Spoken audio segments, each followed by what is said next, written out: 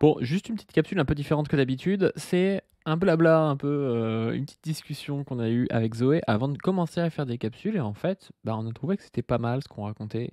C'est-à-dire qu'on parlait pas mal de domination au travail, d'expérience aussi qu'on a pu avoir, dans notre taf et tout ça. J'ai appelé ça aussi, Glupatate quitte la Bravem. Alors pourquoi j'ai appelé ça comme ça? Pour le putaclic évidemment, mais aussi parce que, Glupatate a, rejoint le Canard Réfractaire. Je ne sais pas si vous l'avez vu, en tout cas il y a une vidéo sur la chaîne de Glupatate où il explique qu'il rejoint le Canard Réfractaire et que ça va lui permettre de produire plus de vidéos, mieux des vidéos, peut-être de salarier quelqu'un et tout ça dépend de son Tipeee. Donc elle est donnée sur son Tipeee parce qu'il fait une cagnotte en fait pour pouvoir financer son année. Et je vous informe aussi que donc Glupatate qui a pu quitter son taf à la Bravem pour rejoindre Canard Réfractaire viendra s'expliquer sur la chaîne ce soir à 18h sur twitch.tv/paduring. Donc on va faire une petite discussion avec Glupatate. Il va nous expliquer les raisons de son départ de la Bravem, son engueulade avec Darmanin et pourquoi il rejoint Johan du Canard Réfractaire. Sur ce, je vous laisse écouter notre petite capsule.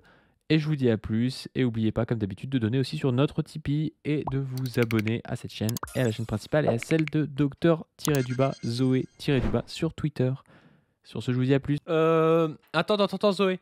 J'ai des infos Ouais. de Canard. Il me dit MDR, Glupatate, il est toujours à mi-temps à la Bravem, cela dit. Donc voilà, hein, parce que je sais pas si t'es au courant, mais la rumeur qui vient du chat, mais qui je pense est vraie, c'est que Glupatate, il a quitté son job à la Bravem pour aller chez Canard Réfractaire. Hein. Glupatate à la Bravem, let's go. Incroyable.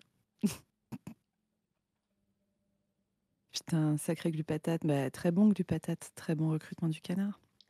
Trop bien. Bah Trop oui, bien. carrément. Carrément, mais moi je trouve que toute structuration à gauche est une bonne nouvelle. Non, mais en ce moment, ça pleut, hein, les structurations à gauche. Il y a Ouais. Frustration Magazine, il y a Histoire Crépue, il y a Mm. du coup Glupatate qui rejoint la Bravem, il y a Zawaprop qui s'est bien, structuré.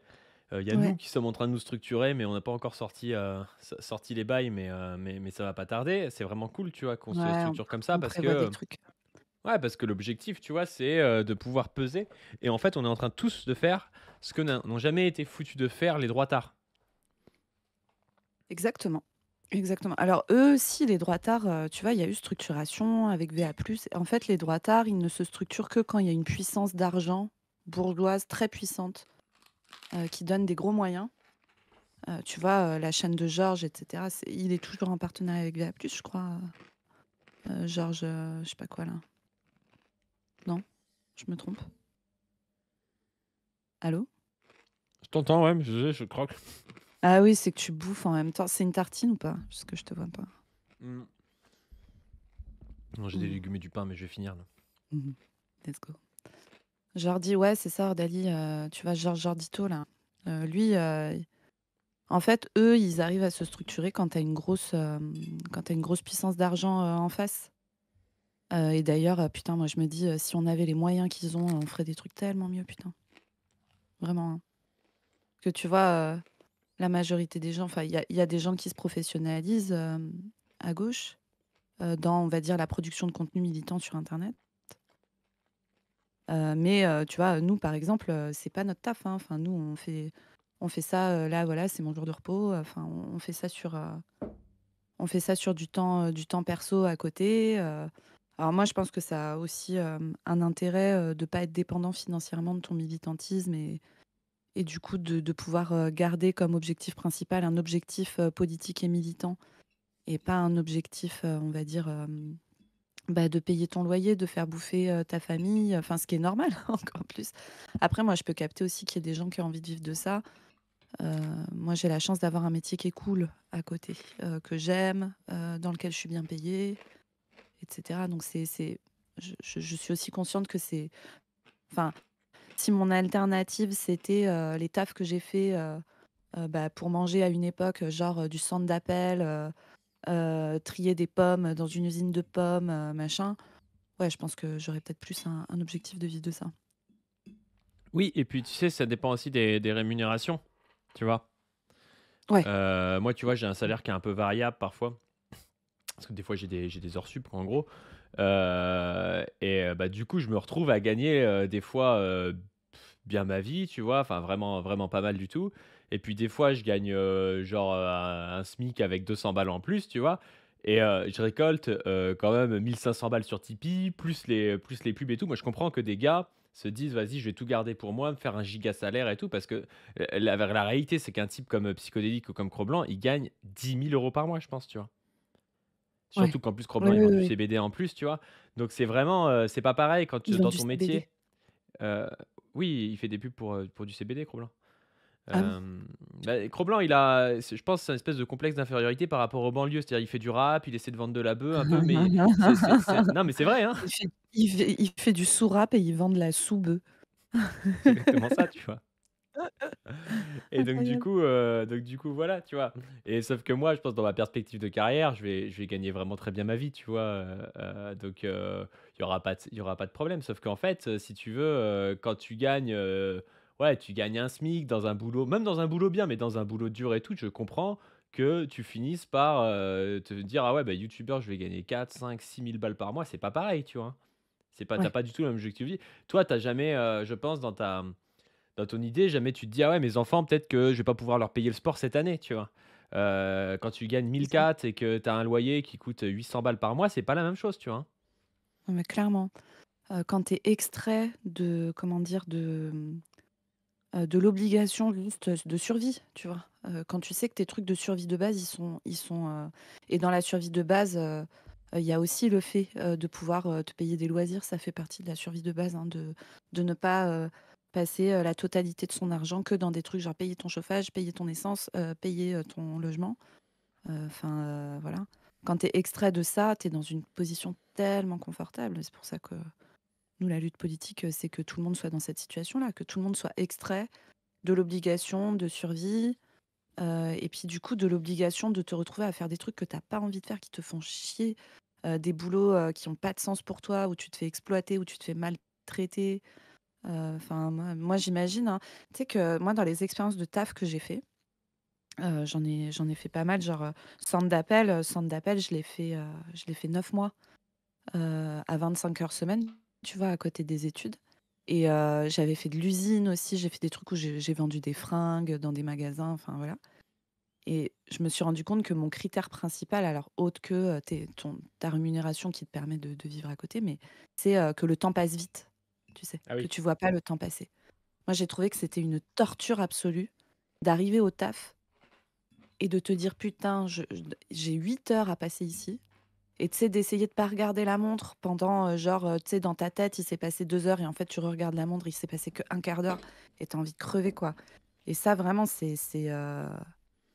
vraiment, c'est l'enfer, hein. C'est Bah, l'enfer. bah, surtout que c'est là où tu vois la hiérarchie au travail. C'est-à-dire que, hem, ça, j'en ai parlé avec un invité, qu'on va bientôt voir sur la chaîne principale, mais tu vois que la différence entre un petit patron et un employé qui gagne la même chose, c'est que le petit patron, si à 16 heures il a fini et qu'il veut se barrer, il se barre, tu vois? Si Ouais. l'employé, c'est marqué jusqu'à 19h30 et qu'il a rien à faire du tout, il reste jusqu'à 19h30 au boulot, tu vois? Mmh Et mh. ça déjà, c'est pas la même chose, tu vois? Imagine ne rien à enfin, bon, souvent on a des trucs à faire, tu me diras au boulot, mais quand tu rien à foutre et tout, même 30 minutes et que tu pas le droit et que tu es mal vu si tu fais pas semblant de travailler, du coup tu te retrouves à devoir faire semblant de travailler, enfin c'est ridicule, quoi. Ouais, c'est ça. Mais en vrai, à gauche, dans le discours qu'on tient sur le travail et tout, faut vraiment qu'on tienne un discours sur le temps, et sur, tu vois, le temps de vie, qui est, alors, tu as des gens qui vont te dire: «Le temps, c'est de l'argent» et cetera, mais non, le temps, c'est du bonheur, en fait. Le temps, c'est tellement un truc précieux. Heu, le pouvoir, qu'on a sur ton temps de vie, quand tu es, contraint dans des métiers salariés, et tu dis: «Il y a plein de fois où tu as quand même des trucs à faire au taf». Non, hein, il y a plein de tafs où tu n'as rien à faire. Mais Mais le tu problème, tu restes vois, là. c'est on en a parlé l'autre jour avec Christophe de Position Revue, tu te souviens? C'était par rapport au temps de travail, du monteur. Et ce qui est intéressant, c'est que dans le capitalisme, en fait, tu es obligé d'avoir une politique, si tu es de gauche, en te disant: «Si on reste dans le capitalisme, il faut baisser le temps de travail», c'est-à-dire passer de 30 à 35 à 32 heures, par exemple, tu vois? Mmh. Sauf que la réalité, c'est que, même ça, c'est un peu foireux. Je veux dire, il y a des semaines où tu ne peux pas faire 32 heures parce que, ton gamin est malade, parce que je sais pas quoi et tout, enfin, Mmh parce que mh. tu as des problèmes dans ta vie et puis il y a des semaines où, il y a peut-être un projet sur le truc, tu peut-être tu peux peut-être faire 38 heures, tu vois? Enfin, il y a le problème, c'est que comme on est dans une démarche un peu concurrentielle de contrôle des gens, et ben, la seule chose pour lequel on peut lutter à gauche, c'est de lutter pour que ce soit, 32 heures au lieu de 35. Mais en réalité, on reste toujours dans cette logique de, contrôle du temps de travail des salariés par le bourgeois, tu vois? Et ça, c'est vraiment dommage, hein. Nous, on est alors c'est un peu la double besogne, tu vois? À court terme, moi, je milite pour 32 heures, mais à long terme, je ne milite pas pour 32 heures, tu vois? Je milite pour une répartition du travail qui soit tout autre qu'une répartition, d'un mec avec un fouet qui dit à l'autre: «Ah bah non, mais là, t'as fait que 31 heures et demie, bon, t'as fini ton travail, mais tu dois rester», tu vois? C'est vraiment un truc d'esclave, tu vois? Exactement. Tu je vois, il y a plein de gens qui disent des trucs intéressants dans le chat. Là, j'ai vu, quelqu'un qui parlait de son expérience en call center. Attends, je remonte un tout petit peu. Le centre d'appel en termes d'aliénation, c'est une dinguerie, hein. J'étais dans un call center aussi. Maintenant, je suis alcoolique, même si je reste en CDI dans cette boîte. En vrai, alors je sais pas si tu fais une blague ou pas, mais moi, je comprends, comment tu en arrives à prendre des psychoactifs. Alors, il y a plein de types de call center différents. Moi, je faisais de l'appel entrant, tu vois? Je faisais pas, des trucs de démarchage où c'est de l'appel sortant. Mais même en appel entrant, c'était moi, je bossais pour Carglass. Je prenais des rendez-vous, pour des mecs qui devaient changer leur pare-brise et c'était une méthode de management hyper brutale où tu étais staté sur tout, sur, tes temps moyens d'appel, combien de pauses tu fais à domicile, combien de machins, combien de trucs, tout, tout, tout, tout. Tes stats sortent 2 fois par jour et tu es mis en équipe. Donc tu as des primes individuelles, tu as des primes d'équipe et la prime d'équipe fait que quand tu es une meuf, comme moi qui s'en battait, enfin, moi j'avais besoin de mes 800 balles, j'étais étudiante, de mes 800 balles pour payer mon loyer, payer ma bouffe et mais j'avais pas de gosse, j'avais pas de machin, enfin voilà, c'était facile quoi. Mais il y avait des gens dans mon équipe, eux, ils avaient besoin de la prime d'équipe et donc si je faisais pas d'efforts sur, mes stats, bah, du coup, j'avais mon équipe qui venait me voir en me disant: «Franchement, bouge-toi le cul, moi j'ai besoin des 100 balles, enfin ça va me permettre d'acheter des jouets à mes mômes et tout». Enfin vraiment, c'était mais un niveau et le mec, ton chef d'équipe, c'est un mec qui est payé à peine, 200 balles de plus que toi, en fait et qui lui-même est pressurisé à mort. Enfin, c'est hyper déshumanisant et nous, c'était déshumanisant au point où on avait on était en centre d'appel, donc on n'avait pas de contact avec la clientèle, visuelle et on n'avait pas le droit de se mettre en basket. Toi, tu le contrôle qu'ils ont sur toi. Ils contrôlent le temps où tu pisses, ils contrôlent comment tu t'habilles, ils contrôlent enfin, c'est vraiment des niveaux de prise de possession sur l'autre qui sont mais hallucinantes, quoi et vraiment quand on parle de démocratie, on est en démocratie et cetera, je suis désolée, mais accepter que les gens vivent ça 35 heures par semaine, voire plus, un tel niveau d'aliénation et tout, mais c'est juste, scandaleux, quoi. C'est un truc de fou. Moi, je sais j'ai et encore une fois, moi, j'étais dans une position facile parce que j'étais étudiante, je savais que j'allais pas faire ça toute ma vie et enfin vraiment, force à vous, les gens qui vivaient ça, c'est une dinguerie, quoi et il Ouais, y a plein de ouais. gens qui disent ça, machin, Non, je mais c'est voyais vrai que, enfin, vraiment le parallèle avec la féodalité, il tient, hein, parce qu'il y a dans le travail, il y a des lois, il y a des lois spécifiques, il y a des privilèges, il y a des gens qui héritent, il y a, des hiérarchies. Je veux dire, on a bossé, tous les 2 à l'hôpital. Moi, j'y bosse toujours, tu y bosses plus, mmh, mais, je sais pas si tu te souviens quand tu as, alors c'est souvent une femme noire ou maghrébine, qui est, en gros la femme du ménage du truc. Quand elle arrive, elle rentre dans une réunion et tu as les soignants, tu vois? mmh, Et en fait, elle est pas intégrée. Elle ouais, vous voit tout le monde alors que la meuf, elle a 50 ans, 3 enfants et que toi, tu es stagiaire, tu as 22 ans, mais elle vous voit, tu vois? ouais. Et il y a un rapport hiérarchique, mais qui est abominable, tu vois? Et c'est ces meufs-là qui se font agresser sexuellement par, les grands pontes de machin et tout, parce qu'en fait, elles peuvent rien dire. Mais c'est vraiment très, très, très hiérarchique et on se croirait à une époque où tu avais, les gens qui avaient le sang noble et les gens qui les avaient pas, tu vois? Enfin, c'est aberrant, quoi. Exactement. Moi, je me souviens de certains de mes chefs, ils connaissaient pas le nom des meufs, qui étaient ASH, donc agents de Qui est là service depuis hospitalier, 50, tu les sais? meufs qui font ouais, la meuf, elle est là depuis 10 ans dans son service, le mec ne connaît pas son prénom et il la voit tous les jours. C'est-à-dire que c'est même pas des structures, tu sais, de travail où les chefs ne voient jamais ceux qui bossent et cetera. Là, tu es au même endroit et en plus, la meuf a un travail hyper important. Enfin, vous imaginez à quel point c'est important de bien faire le ménage dans une structure hospitalière où il y a des bactéries, où il y a, des gens, malades, voilà, qui peuvent, vomir, avoir des selles, enfin c'est central le ménage dans un hôpital et dans un service, c'est absolument central que le ménage soit bien fait et cetera. Les mecs ne connaissent même pas leur nom, mais c'est vraiment, c'est de la folie, hein. C'est vraiment de la folie.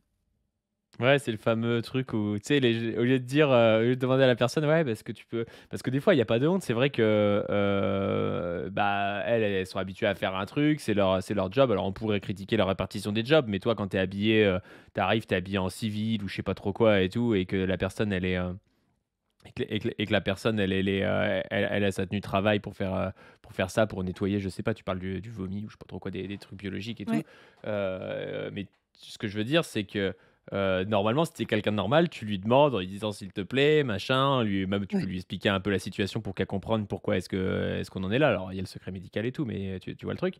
Euh, Mmh.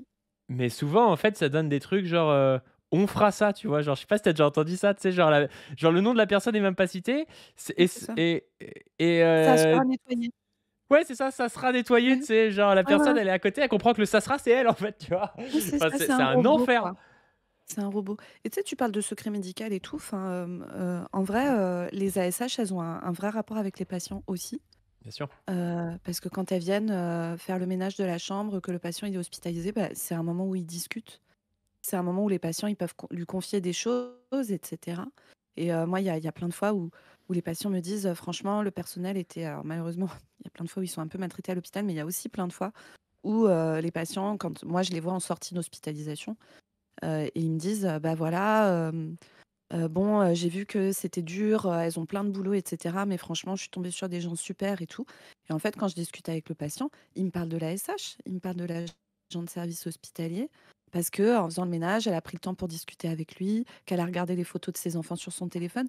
Enfin, en fait, elles ont aussi un rôle, enfin, tu vois, ce truc de ne pas Bah, de les fou, ouais. considérer et de ne pas les considérer dans l'équipe, enfin, on pourrait tout à fait imaginer qu'elles soient tenues au secret médical aussi, voilà et qu'elles soient totalement intégrées à l'équipe de soins, encore une fois, parce que leur rôle, il est important et c'est pas que un rôle technique, c'est aussi un rôle auprès des gens. Quand tu viens nettoyer une chambre de quelqu'un qui est en blouse, qui est hospitalisé et tout, mais tu lui parles, en fait, tu as un rôle auprès de lui. Bah, tu vois, Donc j'ai un exemple. J'étais, dans un stage en psychiatrie, et j'avais des patients qui avaient des troubles obsessionnels compulsifs graves, tu vois? Des TOC très, très graves, de rangement, de nettoyage, de trucs comme ça. Et en fait, bah, le patient, je sais plus ce qu'il était parti faire, genre un examen ou un entretien psychologique ou je sais pas quoi, tu vois? Et si tu veux, l'ASH, du coup, elle a nettoyé sa chambre. Sauf qu'en fait, faut pas nettoyer sa chambre parce que si tu veux, le gars, ça le bouleverse, tu vois, qu'on nettoie sa chambre parce que mmh, chaque oui, truc est oui. positionné au bon endroit et tout. Elle s'était fait engueuler par le chef du service en mode, «Ouais, mais c'est n'importe quoi et tout», mais enfin, elle est pas formée à ça, elle sait pas ce qu'est le patient, tu vois? Enfin, je veux dire, si tu l'intègres et tout, que tu connais son prénom, tu lui dis: «Voilà, nous, on reçoit des patients des fois qui ont des TOC et tout, faut faire attention, ce patient-là, faut faire attention et tout». Je peux comprendre, tu vois, que si elle fait quelque chose, tu lui redis: «Bah, attends, on te l'avait dit» et mais la réalité, c'est que personne lui a rien dit, elle fait le même boulot dans toutes les chambres, tu vois? Et c'est là où tu vois qu'intégrer, au final, quelqu'un, qui fait partie de l'équipe et qui fait partie de la structure, dans les prises en charge, ça peut être important parce que bon, là, c'est un cas très spécifique, mais il y a plein de cas comme ça où c'est important quand même de savoir, de savoir ce qu'est le patient, de savoir comment se positionner par rapport à lui. C'est pas pareil d'aller dans la chambre de quelqu'un qui vient, à qui on vient d'annoncer un cancer que quelqu'un, qui vient pour une grippe, tu vois? C'est pas, donc c'est sûr que tu dois te positionner un peu différemment. Tu vas pas faire une blague sur le temps si le mec, on vient de lui annoncer qu'il avait un cancer, tu vois? Enfin, ça a pas de sens.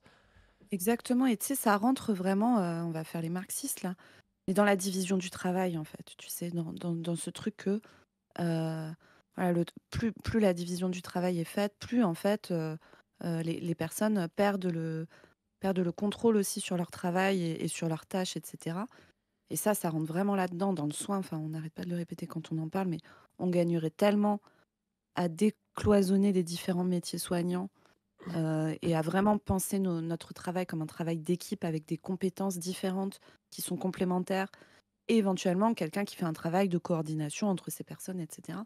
En déhiérarchisant les choses et puis en décloisonnant les différents métiers du soin, ça serait vraiment extrêmement bénéfique, à la fois pour les patients et pour les soignants. Mmh. Et je considère que les ASH sont des soignants, à titre personnel. Ouais. Ouais, ouais, ouais, ouais, ouais. Et Voilà. d'ailleurs, juste pour finir là-dessus, parce qu'on avait parlé de Sam, notre monteur, il y a un truc qui m'avait vraiment, ça m'avait à moitié mis mal, hein, quand il a monté la vidéo là pour nous là. Il a Ouais. monté notre vidéo et, qu'en fait, bah, il nous a commencé à nous dire ouais, bah, je sais pas trop comment on fait. Bah, on lui dit bah, tu te payes à l'heure, tu vois, par rapport au nombre d'heures que tu as passé à la vidéo. Qui dit ouais, mais ça fait beaucoup et tout, parce que la vidéo, il y avait beaucoup de travail, tu vois. Et tu te rends compte qu'en fait, la plupart des gens dans la société sont habitués à dévaloriser leur travail, tu vois. Qu'on Mm. les a mis en concurrence, qu'on leur a dit ouais, bon, tu sais, c'est quand même un travail qui est dur, hein, le travail de montage, c'est un travail qui est Ouais. technique, qui demande des compétences et tout. Et les mecs, ils se sont habitués au fait que leur travail, en fait, il vaut rien, tu vois. Et limite que comme c'est du montage, comme c'est du graphisme et tout, c'est de l'amusement, tu vois. Alors qu'en réalité, il y a un vrai, il y a une vraie plus-value à avoir un bon montage. Je veux dire, notre vidéo, en plus, nos rushs, ils étaient pas top et tout. Il en a fait un truc qui est super bien. La vidéo, elle va pouvoir durer et tout. Et, c'est aussi ça, tu vois, la hiérarchie intériorisée au travail.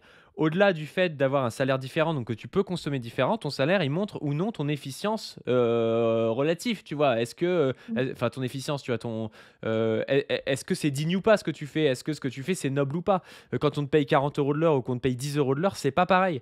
Et en fait, c'est des gens à qui on a appris qu'en fait, leur travail, il valait rien et qu'en fait, c'était des gens qui valaient rien. Leur temps valait rien, alors que Elon Musk, son temps, il vaut beaucoup et c'est un génie, tu vois. C'est un peu ça Exactement. ce qui est derrière tout ça. Et c'est assez triste au final, quoi. Mm. Tout à fait. Tout à fait. C'est des enjeux politiques de fou. Et ça, c'est vraiment des trucs qui ont des impacts de dingue sur la vie des gens. Qu'on arrive à... Faut qu'on arrive à penser ça. À penser ça. Et Bah à ouais, ouais. proposer un projet de société ambitieux là-dessus. Souvent, on me dit, nous, on a fait les campagnes d'LFI sur les dernières élections parce que c'est le parti de gauche radicale le plus en place pour prendre le pouvoir. Et en tout cas, en l'état actuel des choses, je pense qu'on va continuer à le faire. Euh, mais vraiment, enfin, je pense que Padu comme moi, on dira, nous, on a envie de pousser vraiment le projet sur la gauche, hein. Parce que dans une période de fin de cycle, de crise profonde du capitalisme comme on est en train de vivre aujourd'hui, en fait, il faut proposer un projet qui fasse un peu rêver les gens et qui est possible, de montrer que c'est possible, en fait, d'aller loin, de vraiment penser à une révolution au sens vraiment politique du terme, hein, c'est-à-dire de prendre acte du fait que la situation dans laquelle on est ne convient pas à énormément de gens. Alors, il y a des gens à qui ça convient très bien, c'est pour ça que ça existe, hein, et que ça fonctionne comme ça actuellement, mais que c'est possible de penser autrement, et notamment penser le travail, penser le rapport qu'on a au travail, qui découle de plein de trucs. Dans le chat tout à l'heure, il y a quelqu'un qui disait qu'il avait pris des congés paternité pour profiter de ses enfants. Mais quand on parle de travail, on parle aussi de ça, du temps libre qu'on a pour passer du temps avec nos proches, pour passer du temps à faire d'autres choses enfin voilà, à être dans des assos, à faire de la production artistique. C'est un enjeu de société en fait, hyper important. Bref, on va beaucoup parler de ça dans les prochains mois et les prochaines années. Mm. Il y en a qui demandent si notre monteur c'est Monsieur Sam. Alors évidemment que non. Moi j'ai répondu Évidemment oui. que non. Les deux infos factuelles du jour, c'est notre monteur, c'est Monsieur Sam, et Glupatate était dans la Bravem avant d'être d'être le canard réfractaire. C'est Exactement. c'est Si vraiment les. ces infos vous plaisent, elles sont vraies. Ouais.